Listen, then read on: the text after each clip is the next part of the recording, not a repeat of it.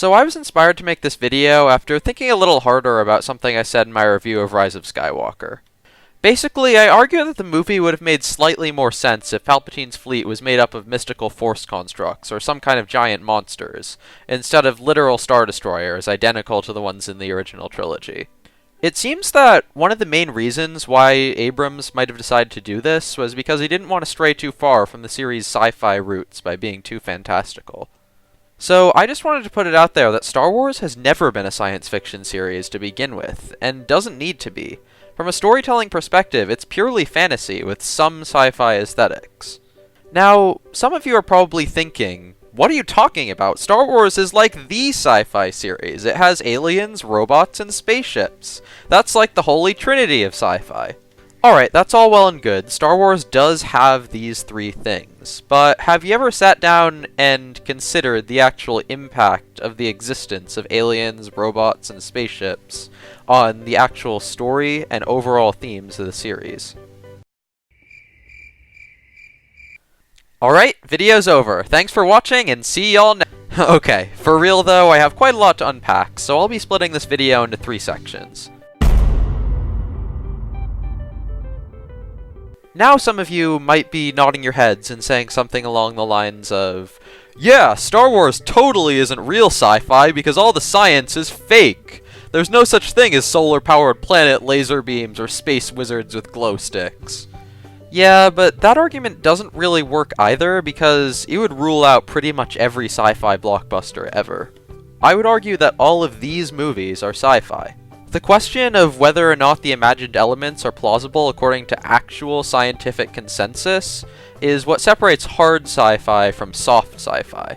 But Star Wars doesn't even qualify as soft sci-fi, because it fails to exhibit the defining trait of the entire genre, which is that it explores the impact of technological and extraterrestrial discoveries on humanity. Let's take 3 examples of sci-fi movies: Avatar, Terminator, and Black Panther, which are all big action-heavy blockbusters and have some very unbelievable elements. Avatar exists to make the comment that interstellar colonization could bring up the exact same problems of old-school imperialism, and that we shouldn't let history repeat itself, even if these themes are explored using hordes of giant monsters and reincarnating blue Native Americans in order to highlight entertainment value. Likewise, one of the central messages in the Terminator series is that we shouldn't let technology control us. Sure, in real life, an AI is not likely to send a big, hulking, Austrian-accented cyborg back in time to kill us with a shotgun, but that plot point does go hand in hand with the message that we should learn to resist the grasp of artificial intelligence before it's too late. Even Black Panther, which has things like magic herbs and this kind of spirit world that can't possibly be explained scientifically or even pseudo-scientifically, is solidly a science fiction film because these outright fantastical elements are pretty inconsequential to the story, just like the existence of droids is in Star Wars. The real meat of Black Panther is the conflict between proponents of isolation and collaboration, which can't really be explored without Wakanda's advanced technology. The bottom line is that no matter how unrealistic the imagined elements are, the message of these stories is fundamentally based on a new technology, discovery, or population and its impact on a modernized human society. Porting the Terminator to a Middle-earth-like world would be extremely awkward at best and totally nonsensical at worst. If we did that to Star Wars, it would probably cause the plot to make more sense. That's because Star Wars isn't science fiction. It's fantasy in space. In a single sentence, fantasy is the modernized version of mythology, telling stories of magic and monsters to explore ideals of heroism and villainy. There's a very good reason why fantasy and mythology are distinct, though. Fantasy allows for a much more modernized view of morality. Hercules and Odysseus were really only considered heroes because of their unparalleled strength and cleverness, respectively, while fantasy protagonists like Luke Skywalker and Harry Potter are considered heroes first and foremost because of their willingness to risk their lives to save others, and for being some variety of chosen one, but thankfully that trope has been falling out of favor lately. Fantasy, therefore, paints an idealized picture of the past, one in which it's easier to see the world as the theater for the epic struggle between good and evil, and uses impressive and wondrous imagery to highlight this struggle, often in the form of magic and monsters. And if we're speaking of an idealized version of the past, it might be worth it to point out that Star Wars is effectively a medieval fantasy adventure with lasers. Let's take the plot of the first movie. There's a farm boy who wants to be an adventurer and receives a secret message about a princess who is kidnapped by a dark lord. Then he meets an old wizard and learns magic and sword fighting from him before his uncle is tragically killed. Then he goes out on an adventure into a massive fortress and gets thrown into a cellar with a hidden monster. Eventually, he escapes from the Dark Lord, but not without his mentor sacrificing himself so the boy can become a hero in his place. He then realizes his quest, fighting the Dark Lord head-on and destroying the fortress. That is verbatim the plot of Star Wars. Literally nothing was changed. You could remove all the robots and spaceships and write the exact same story with no modification other than a basic aesthetic overhaul. In fact, it's already been done! So yeah, when you realize that this series involves actual magic, follows the classical hero's journey to a T, and is about the struggle between good and evil way more than it is about the impact of technology on humanity, you'll realize that it has much more in common with Lord of the Rings and Harry Potter than it does with Interstellar or even Star Trek.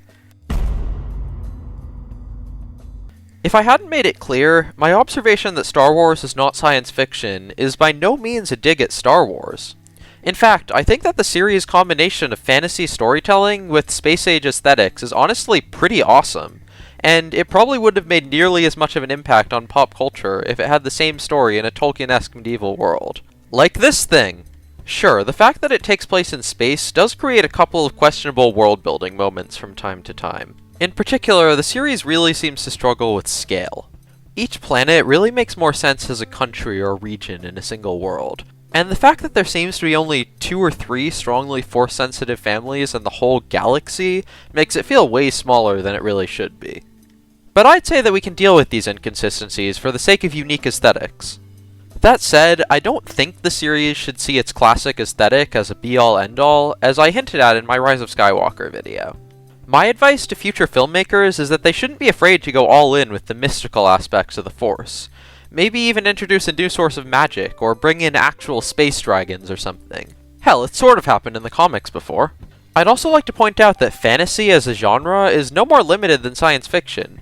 Good and evil might seem like simple concepts at first glance, but they're actually incredibly complicated, with many serious philosophers being unable to define either. And take a recent series like Game of Thrones, for example. It's undoubtedly fantasy, and deals with themes of good and evil just like Lord of the Rings and such, but handles them with a much more cynical tone.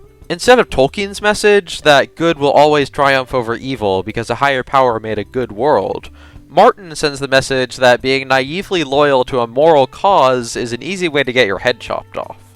The Last Jedi sort of hinted at this kind of moral ambiguity, and I suggested that it should have been taken further in Rise of Skywalker, and I definitely think that it's a good path forward for the series in the future.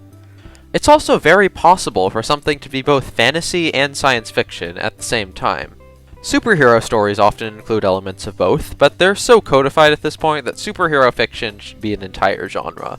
Likewise, a movie like The Matrix explores the sci-fi themes of AI takeover and virtual reality, but also very tightly follows the Campbellian hero's journey, which is today usually seen as a hallmark of fantasy. So if a Star Wars movie or TV show in the next decade does want to focus on technology or alien contact, like having a plot that revolves around a droid uprising, or the discovery of a planet with no space-age tech, I'm all for it. It'll probably feel pretty fresh, actually. My final note is that there are some stories with fantastical elements that don't really fall under either genre because they don't deal with the impact of technology or good and evil. I'd say that the entire horror genre is similar to, but distinct from fantasy, since it usually has a very different kind of tone and explores evil much more than good. Beyond horror, there are some things that are kind of just too weird to be classified. They're generally surreal or absurdist to some degree, and can sometimes fall under the very nebulous categories of magic realism or postmodern fiction, but sometimes can't really be assigned a genre at all. This can include things like Calvino's Cosmocomics, Scott Pilgrim, and also your average D&D game with sociopathic PCs who have abandoned all pretense of actual heroism in favor of scoring the most loot possible no matter how many people they have to kill along the way. While I don't really think that Star Wars needs to go in this direction anytime soon, I thought it was worth it to point out that genre labels are a good descriptor, but not a be-all end-all of classification. So, in conclusion, Star Wars isn't absolutely confined to the label of fantasy and space, but that's where it comfortably sits right now. Thank you for watching the video, and especially thank you for making it to the end of the video. If you enjoyed, please make sure to leave a like, and if you'd enjoy similar content, then please make sure to subscribe. I'll try to make a video every 2 or 3 weeks or so from now on. You can let me know video ideas or anything else in the comments. See y'all later!